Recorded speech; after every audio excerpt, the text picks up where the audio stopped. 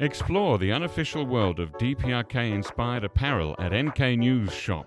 Dive into a captivating collection of North Korea-themed t-shirts, hoodies and more at the NK News Shop. From the popular Daedonggang beer t-shirts to the adventurous Air Koryo designs, each piece offers a unique glimpse into aspects of the DPRK you'll be familiar with. Featuring retro travel-inspired prints of Pyongyang's landmarks and brands, our apparel is 100% handcrafted in the USA. Support independent journalism with every purchase. Explore our range today at shop.nknews.org. That's shop.nknews.org.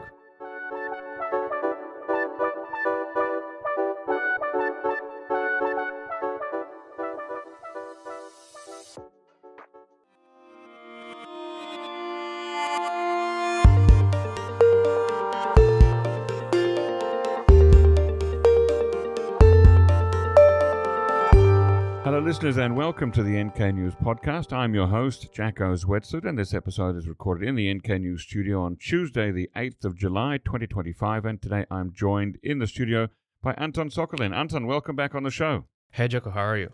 I am doing fantastic. Now there is a lot to cover here, a lot of Russia, North Korea related stories. So we've got you're the expert in the room, the one of us who can read Russian in the staff. So where shall we begin? I think I would like to provide some update on actually the deployment situation, because it's been a bit quiet in terms of the North Korean involvement in the Kursk region.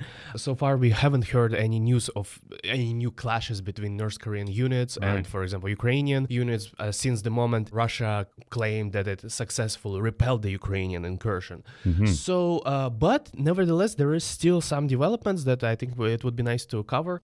Our listeners and our readers probably remember that Kim Jong Un ordered to send 6,000 military engineers and construction workers to the Kursk region for the rebuilding of Kursk, to help with the reconstruction of the region. Well, it will be 5,000 construction workers, and 1,000 military engineers, demining specialists who will be actually working on demining the area.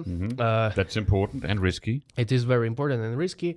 And but when they announced the deployment of this specialist, they didn't actually mention any time frame. And since then, the South Korean intelligence kind of confirmed. They sort of pinpointed the dates that it could happen either this month, July, or next month in August. And we are expecting, them to arrive. But since then, there were also lots of other developments. For example, CNN cited a Ukrainian intelligence, and one Western intelligence officer reportedly confirmed the finding, corroborated it, that North Korea is gearing up for sending about 30,000 North Korean soldiers to Russia. And so these are combat forces, not the engineers. Yes, not the engineers. And it is allegedly planning to send them to Russia. And then probably they're going to be stationed not just in the Kursk region, but could be used in different parts of the front line. As Russia is amassing a huge military grouping in Donbass. There is a key city of Pokrovsk, and it's been on the news for very long now. There's huge battles happening right now. It's a key transportation hub, and by taking over it, you kind of get access to the transportation network. And this is in occupied Ukraine. This is in part of Ukraine. This is one of the 4 regions that Russia claims as its own territory of Donbass. And of course, Ukraine considers its own Ukraine proper.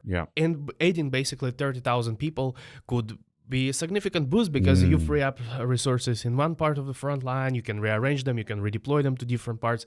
And I talked to a few experts, and potentially people say, of course, if Kim Jong Un wants, he can send even 60,000. It's not it's up to him literally. But there are also, of course, there's gonna be a little bit of problems if it materializes, because we saw in Kursk how, let's say, bumpy the road was when, especially in the very beginning, when they were trying to smooth out their coordination, to try to work out communication and how to work together with Russian units. But at the same time, since we saw how successfully they repelled the incursion, we can conclude that this is going to be a good boost to the Russian army, and that is quite concerning. Right. So that level of interoperability between the Russian and the North Korean armies was not high initially in terms of, Language is a problem. Culture is an issue. Friendly fire. Equipment that they've been given. Sometimes North Koreans had access to their Russian comrades' cell phones and could see things online that they wouldn't be able to see back home. There's a whole lot of issues there. And that's only 10,000. If you're now sending 30,000, you can multiply that by 3. Right, by a factor of 3. And this CNN report, well, we still don't know why, right? Whether it's going to materialize, it's citing sources. But it kind of clashed, it contradicted the statement made by the Ukrainian chief military intelligence officer, Kyrylo Budanov, who actually said that at that moment, just days before that CNN report came out, he said that Ukraine was not seeing any signs of any military buildups on the North Korean side in Kursk. So they were not seeing any reinforcements. But he mentioned that Kyiv does expect that there is going to be a huge influx of North Korean nationals into Russia, and many of them are going to be signing up contracts with the Russian military to join the fighting. Now, why this matters? Because just yesterday, I was quite surprised to see this news that President Putin, Vladimir Putin, signed a decree allowing foreign nationals to join the Russian military. So we knew that foreign nationals... As fully integrated Russian soldiers. I suppose so. Of course, we still need to watch out for the details, because I'm a bit fuzzy, because everyone's trying to figure out what exactly it's going to mean, because there were already soldiers, foreign soldiers fighting for Russia. There were Britons, there were Americans, there were Nepalese, Chinese, from Congo, I think. There were people from all over. Well, and the North Koreans were given Russian uniforms and Russian ID cards, weren't they? The ones in Kursk? That's true, yeah, right. So they were kind of looking like Russian soldiers. Right. I think it was done for a different purpose, because they were trying to maintain this degree of deniability. Right, these are not North Koreans, these are Buryat soldiers. Yeah, exactly, the minorities. But with these foreign soldiers, it was pretty clear they had this famous or infamous Petnashka International Battalion or Brigade, run by Donbass warlord, and it's still active, so they are actively recruiting, and they always have people. But now it seems like the floodgates are open, and there's going to be even more soldiers. And of course, it aligns with the situation in Russia, right? The shortage of manpower, economic burden, and of course, the government is highly interested in not troubling the city population too much. So the people who live in big cities, they can carry on with their lives largely oblivious of the horrors of the war happening in the front lines. Now, on a related story about North Korean deployment to Russia, we have seen the bodies of some North Korean soldiers returning to North Korea and actual public mourning for them, right? Right. It was the first time when we saw North Korean leader Kim Jong Un actually receiving the caskets with presumably dead killed in action, North Korean soldiers killed in action. And there were a few interesting moments about it. So we can talk about basically the technicalities of how it was done, and that I'm going to cover probably after this. But first, let's talk about the meaning of all this. It was pretty much the first time that we know of when North Korea publicly revealed that there are actually losses. Our soldiers died. And not on Korean soil. Not on Korean soil. They died because of, they actually include, it was revealed during a concert, and on a big screen behind the stage, they had a banner in Korean and in Russian saying that, mentioning specific dates when Kim Jong Un actually signed the order to deploy his soldiers. Wow. One date in October and 2 dates in December 2024. And one of the phrases that he used was, consider Russia as your own motherland and fight for it as if it was your own homeland. Very 1940s. Yeah, very 1940s, and very powerful message. And it was the first time the North Koreans got to see this. But at the same time, we can probably speculate that they already knew by the time that there were indeed some soldiers fighting somewhere. And of course, when fighting involved, there's going to be losses, casualties. Yeah. And judging by the public, the reaction of the audience in that concert hall, I would say that the reaction was a bit mixed. Some people were in tears, but some didn't express much. Of course, living in the North Korean regime, you kind of probably censor yourself a lot in terms of your reactions in public, right?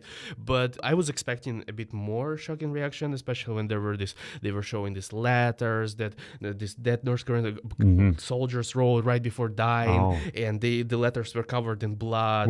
It's a very powerful powerful image, and I think it stirs a lot of emotions in a person, but I didn't see that kind of reaction in the audience. Again, now getting back to the message, right? Yes. Seems by showing these caskets, Kim Jong Un wanted to just justify and legitimize his support for Russia, and also kind of explain it to the Russians, actually, that, look, it's me who is sacrificing my soldiers for you. So we've seen him in these images with the caskets. Right. So it is my soldiers. We have sacrificed a lot for you. And this could mean that he wants to secure Russia's support long term. And so that the war is over, but don't you forget that we have played a significant part in this, and you shall not abandon us. I interpret this message like this. I also spoke to a few experts, and what I was told is that it could also be interpreted as a sign of more caskets coming in soon, and they are preparing the public for that. This could happen once again. I don't know whether they're going to show it to us, but that's the anticipation. And about the technicalities, I also just wanted to mention about the logistics of how it was done. They showed only a few caskets, right? So we don't know actually the extent of the of the casualties, and we don't know how exactly they delivered them. Well, clearly the scene was taken on the tarmac of Pyongyang's Sunan International Airport.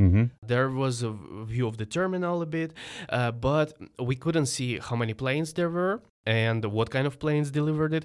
And this is significant because we know that there's been a huge uptick in air traffic from Russia to North Korea, and many flights were carried out either by Russian government or military jets that flew basically below the radar. And we saw several Russian key military officers accompanying those caskets. One of them is the Deputy Minister of Defense, Alexei Krivoruchko. He's been to North Korea multiple times, on multiple occasions. He met Kim Jong Un personally. He is in charge of military procurement. So this is the person that curates all the programs related to the provisions of weaponry, which is very significant. He used to be the CEO of Kalashnikov, the Kalashnikov concern, so which makes the famous AK-74 and AK-AKM and whatever rifles. And with him, we also could see a few other military officers that visited North Korea also in last November, and one of them is in charge of the missiles and artillery in Russia. So he's the chief of that division of the arm of the Russian military. And there was another unidentified officer. We still haven't figured out who that person is, but clearly, as he participated in the talks between the Russian Defense Minister Andrei Belousov with North Korean military representatives in November, we can deduce that he's also very important, though we don't know what his role is at this point. But we can also assume that these officers are in charge of also these logistics, carrying out these probably flights, managing the delivery of the caskets. In Russia, we call this military flights that deliver dead soldiers, and we have in Russia we have a code name for everything. So dead soldiers in Russia are called Cargo 200. Cargo 200. Yeah, wow. Cargo 300 is wounded. Okay. And the flights, the actual airplanes that delivered those Cargo 200, they're called Black Tulips. So we can deduce that probably they're in charge of that.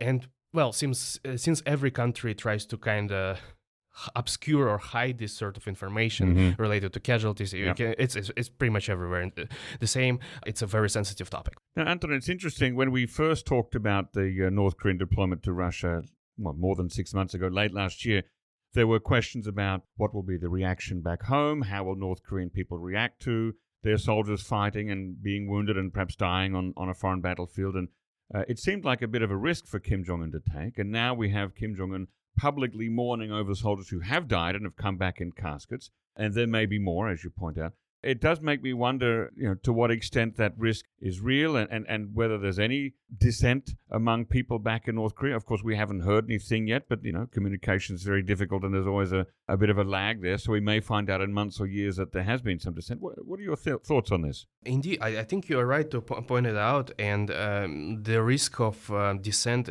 doesn't only stem from this. It also stems from the fact that these North Korean soldiers who are actually fighting in Russia or Ukraine, they're going to be coming home and they were exposed to all this outside information. They also pose a certain risk because they're going definitely going to mention that the life out there is a bit different from what we are having in North Korea. And speaking about the domestic situation, right, in North Korea, well, it seems like it was a smart move by Kim Jong Un to actually own up to this, and rather than trying to prolong this trying to obscure this, hide, conceal, playing these games. It was probably strategically, from the PR point of view, right, it was probably the right move to actually go forward with it. Okay, a couple of brief points, because we've already gone a bit of our normal length of time, but I know that there's so much to catch up. I know you wanted to tell us something about what happened to the Russian transport minister, and also let's also briefly mention the fact that Russians will be going to Wonsan-Kalma. So transport minister first. Right.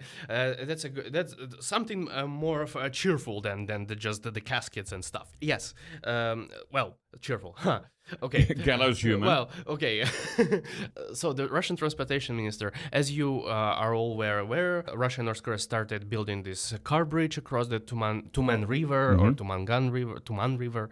And, well, the minister that is in charge of it was Starovoyt. Starovoyt is an interesting figure because he used to be also the governor of the Kursk region up until May 2024. And then he was appointed as this transportation minister, and he was in charge of the logistics. It's a huge ministry that basically oversees everything from trains, airplanes, waterways, everything. And of course, he was also at the groundbreaking ceremony of the bridge construction on the Russian side. When was it? In May or April. And he had multiple sessions with his officials to review the process. We already covered that this bridge construction is probably rife with certain corruption risks, but we are not going to go into this right now. But the fact is, unfortunately, this person was found dead. He was reported dead just yesterday. That is Monday, and apparently he committed suicide right after Putin dismissed him, relieved him of his duties. So basically, he fired him. And there are several reasons. Of course, there are speculations. I don't know. The investigation is still ongoing. I don't know many details, but what I can deduce from the reports is that two primary reasons, somewhat to a lesser extent, is the transportation collapse that happened due to the risks of Ukrainian drone attacks that rendered many flights in Russia grounded. So there was basically transportation collapse. People couldn't get in or get out of the airports and key air hubs. And the other reason is probably he got to learn about an ongoing investigation into his activities as governor of the Kursk region. He, as media speculate right now, is that he was involved in some embezzlement schemes related to the construction of fortifications of the Kursk region, which later, of course, backfired because poorly managed fortifications allowed for the incursion of the Ukrainian forces in August 2024. And we'll have to see whether that car bridge continues to go on ahead under the new transportation minister. 30 seconds, Russians to Wonsan-Kalma? Right.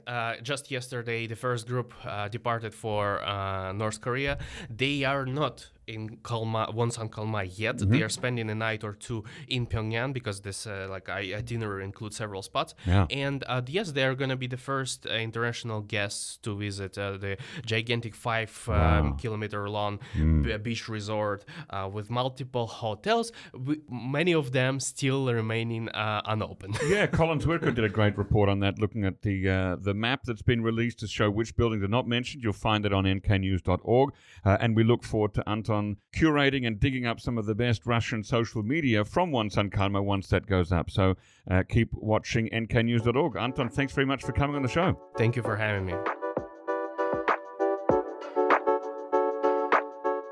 Looking to stay informed about South Korea's fast-evolving political, business and cultural landscape? Join us on Korea Pro, the go-to resource for in-depth analysis expertly curated by top-tier professionals.